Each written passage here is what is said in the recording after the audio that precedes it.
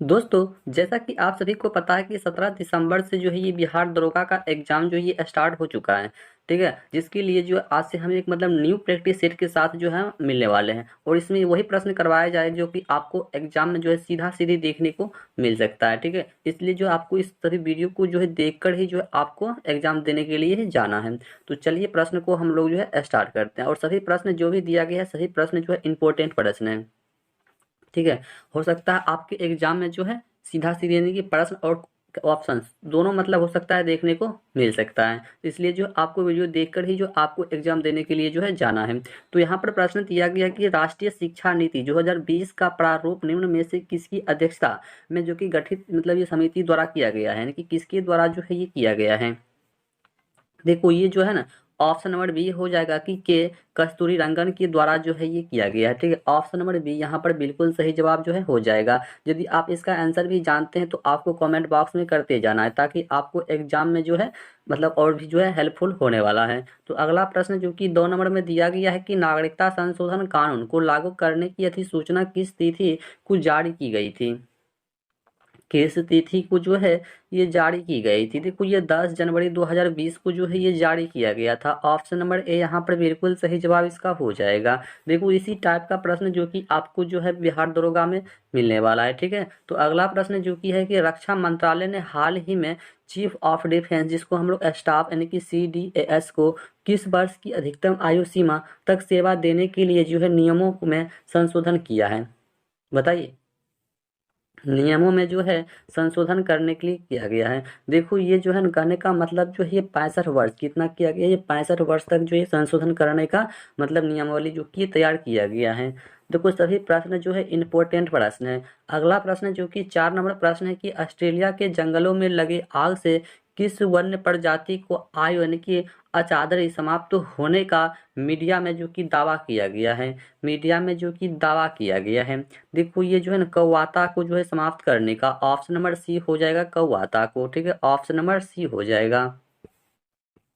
चलिए अगला प्रश्न जो कि 5 नंबर प्रश्न है कि हाल ही में एकातारेनी यानी कि संकलाड़ो यानी कि पाउलो किस देश की पहली महिला राष्ट्रपति जो कि ये निर्वाचित हुई है, यानी कि किस देश की ये पहली मतलब महिला राष्ट्रपति है। देखो ये जो है ना यूनान का करने का मतलब ग्रीस का। ठीक है, ऑप्शन नंबर बी यहाँ पर बिल्कुल सही जवाब इसका हो जाएगा। देखो सभी प्रश्न जो है यहाँ पर इंपॉर्टेंट प्रश्न को ही जो सिर्फ लाया गया है। ठीक है, और इसी टाइप का प्रश्न जो कि बिहार दरोगा में पूछा जाता है। अगला प्रश्न है कि अन्य पिछड़ा वर्ग के वर्गीकरण के लिए गठित पिछड़ा वर्ग जो कि आयोग का कार्यालय 6 माह बढ़ाकर कब तक के लिए जो है विस्तारित किया गया है। जल्दी से आपको जो है आंसर इसका करना जो है। तो यहाँ पर है 31 अगस्त 2020, सॉरी क्या हो जाएगा 31 जुलाई 2020 हो जाएगा। ठीक है, 31 जुलाई 2020 जो इस प्रश्न का बिल्कुल सही जवाब इसका हो जाएगा। ठीक है, 31 जुलाई 2020 को। चलिए नेक्स्ट प्रश्न क्या है, 7 नंबर में प्रश्न है कि ब्रिटिश संस्थान द इकोनॉमिक्स ग्रुप को इकोनॉमिक्स इंटेलिजेंस यूनिट जो कि हम लोग की ओर से जारी लोकतंत्र सूचकांक 2019 में भारत का जो है ये कौन सा स्थान जो है ये प्राप्त हुआ है। इनमें जो है भारत का अपना जो है कौन सा स्थान जो है ये प्राप्त हुआ है 2019 के मुकाबला में जो आपको बताना है। देखो इसका हम बात कर ले तो ये 51वां। ठीक है, ऑप्शन नंबर सी यहाँ पर बिल्कुल सही जवाब जो कि इसका हो जाएगा। ठीक है, ऑप्शन नंबर सी हो जाएगा। देखो सेम टू सेम इसी टाइप का प्रश्न जो कि आपको बिहार दरोगा में देखने को मिलने वाला है। चलिए नेक्स्ट प्रश्न क्या है, 8 नंबर प्रश्न है कि 71वें गणतंत्र दिवस समारोह में मुख्य अतिथि रहे जेयर मेसियास यानी कि बोल्सोनारो किस देश के राष्ट्रपति है। ये जो है मतलब किस देश का राष्ट्रपति है। देखो राष्ट्रपति से जो है आपको सही प्रश्न को पढ़कर जाना है क्योंकि राष्ट्रपति से 1 से 2 प्रश्न कन्फर्म जो कि आपको बिहार दरोगा में मिलने वाला है। तो इसका सही आंसर की हम बात कर ले तो इसका सही आंसर जो ये ब्राजील हो जाएगा। ठीक है, ये ब्राजील का राष्ट्रपति है। ठीक है, ब्राजील का ऑप्शन नंबर सी हो जाएगा। चलिए नेक्स्ट प्रश्न है कि हाल ही में इसरो द्वारा दी गई घोषणा के अनुसार किस वर्ष तक भारत अंतरिक्ष में अपना स्पेस स्टेशन जो कि स्थापित करेगा। जल्दी से आपको आंसर करना है। देखो ये 2023 तक का जो कि ये लक्ष्य दिया गया है। ठीक है, 2023 तक का। ठीक है, ऑप्शन नंबर ए हो जाएगा 2023 तक का जो है ये लक्ष्य दिया गया है।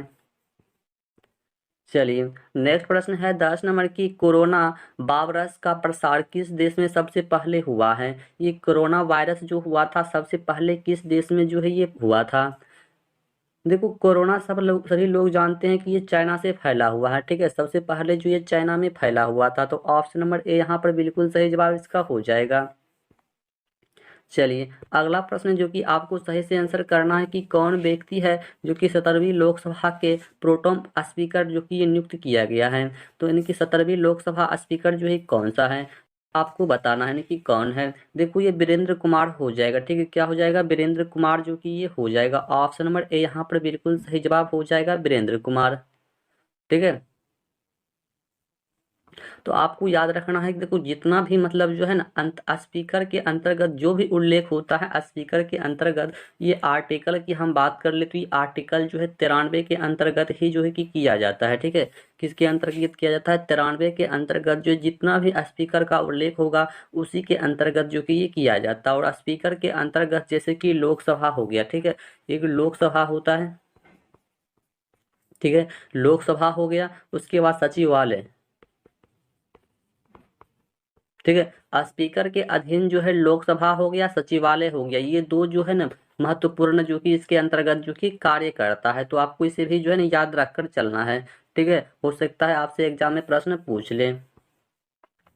चलिए, अगला प्रश्न है 12 नंबर की, अंतर्राष्ट्रीय योग दिवस जो है हर वर्ष मनाया जाता है, यानी कि अंतर्राष्ट्रीय योग दिवस जो है ये कब मनाया जाता है? देखो, अंतर्राष्ट्रीय योग दिवस की यहाँ पर बात कर रहा है, तो अंतर्राष्ट्रीय योग दिवस जो ये कब मनाया जाता है? देखो, ये 21 जून को ही मनाया जाता है, ठीक है। कब मनाया जाता है? ये जो 21 जून को मनाया जाता है अंतर्राष्ट्रीय योग दिवस मनाया जाता है। देखो, यहाँ पर बात कर ले कि योग दर्शन का जनक जो है किसे कहा जाता है, तो इसे जो है पतंजलि को कहा जाता है, ठीक है, पतंजलि को। योग दर्शन का जनक किसे कहा जाता है? पतंजलि के, जो कि आप लोग जानते होंगे रामदेव बाबा को, ठीक है। तो उसी का जो कि ये योगदान दिया गया है।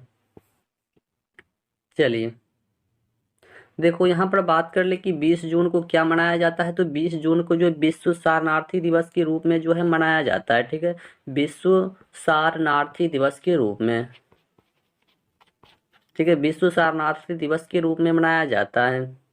और यहाँ पर एक याद रखना है आपको, 15 जून को, ठीक है, यहाँ से जो कि एग्जाम में प्रश्न पूछा जाता है। देखो, 15 जून को जो है विश्व रक्तदाता दिवस के रूप में मनाया जाता है, ठीक है। 15 जून को जो है विश्व रक्तदाता दिवस के रूप में जो है ये मनाया जाता है 15 जून को, ठीक है। इसे आपको याद रखकर जाना है एग्जाम देने के लिए।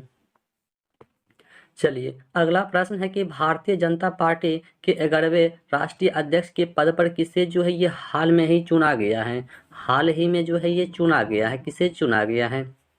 देखो, ये जगत प्रकाश नायडा को जो है ये चुना गया है। ऑप्शन नंबर ए यहाँ पर बिल्कुल सही जवाब इसका हो जाएगा, ठीक है। ऑप्शन नंबर ए हो जाएगा। चलिए, नेक्स्ट प्रश्न दिया गया है कि निम्नलिखित किस हाई कोर्ट में जो कि जस्टिस क्लर्क लगाने का प्रस्ताव जो ये हाल ही में किया गया है? हाल ही में जो है ये किया गया है। देखो, ये कोलकाता में लगाने का जो कि किया गया है। ऑप्शन नंबर बी यहाँ पर बिल्कुल सही जवाब हो जाएगा, कलकत्ता, ठीक है। क्या हो जाएगा? कलकत्ता। चलिए, अगला प्रश्न आपको बताना है, 15 नंबर प्रश्न है कि रेल मंत्री पीयूष गोयल द्वारा की गई घोषणा के अनुसार अब कितने प्रतिशत पदों पर जो कि महिलाओं को भर्ती होगी? कितने प्रतिशत जो कि यहाँ महिलाओं को आरक्षण दे दिया गया है? बताइए जल्दी से, इसका आंसर आपको करना है।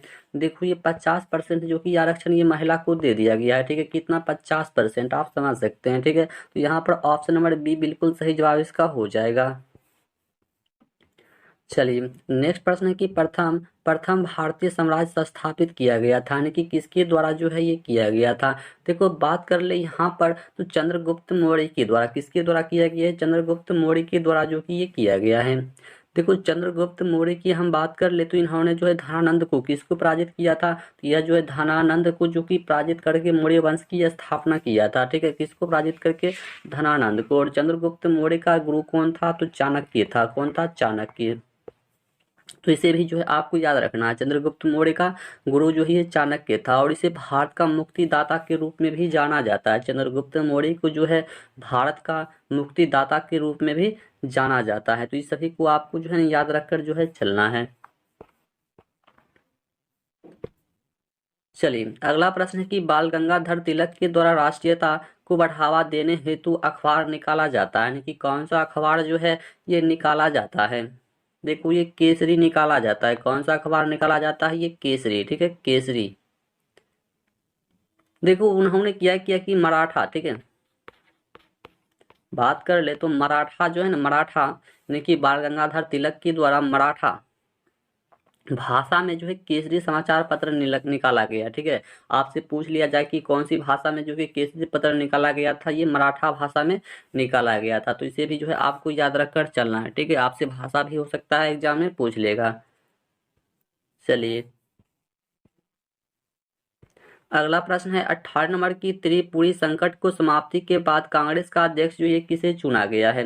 कांग्रेस का अध्यक्ष जो है ये किसे चुना गया है? देखो कांग्रेस का अध्यक्ष जो ये डॉक्टर राजेंद्र प्रसाद को जो कि ये चुना गया है। ठीक है, ऑप्शन नंबर सी यहाँ पर बिल्कुल सही जवाब हो जाएगा। और संविधान सभा का जो कि ये अस्थायी अध्यक्ष भी था। ठीक है, संविधान सभा का अस्थायी अध्यक्ष जो है राजेंद्र प्रसाद ही था। ठीक है, और ये संकट का जो है ना, संकट कब आया था? तो यह संकट जो है 1993 में आया था। ठीक है, कब आया था यह संकट? त्रिपुरी संकट जो ये 1993 में आया था। तो इस डेट को भी जो है आपको याद रखना है। ठीक है, चलिए अगला प्रश्न तो बहुत अच्छा प्रश्न दिया गया है कि आजाद हिंद फौज का प्रथम सेनापति जो है ये कौन था? इसका आंसर जो है सभी को देना चाहिए कि आजाद हिंद फौज का प्रथम सेनापति जो है ये कौन था।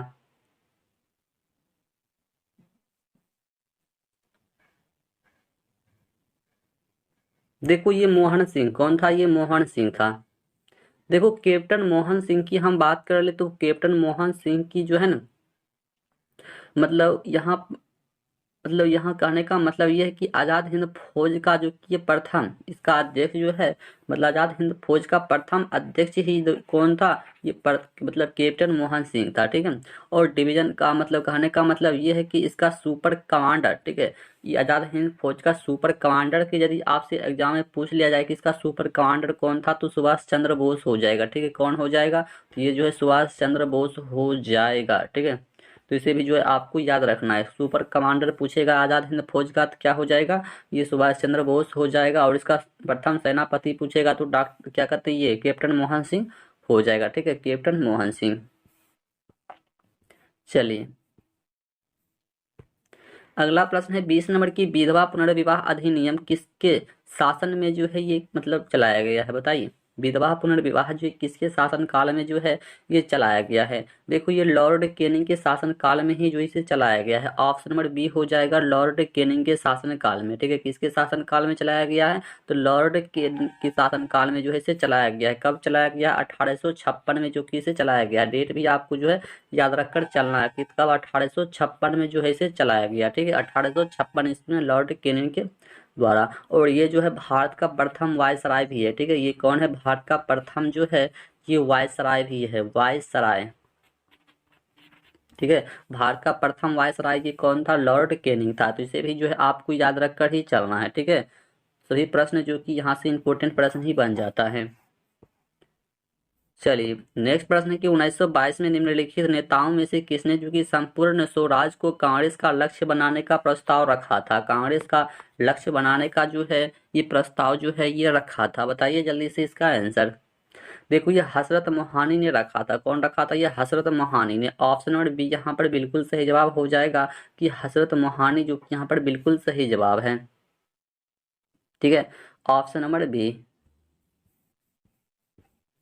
चलिए अगला प्रश्न लग रहा है कि मैथ का प्रश्न आ चुका है। तो अगला प्रश्न है 22 नंबर की, 144 रेडियो को बेचने पर जो कि एक दुकानदार को जो 96 रुपया के बिक्री मूल्य के बराबर हानि होती है, तो उसका प्रतिशत हानि जो कि आपको बताना है।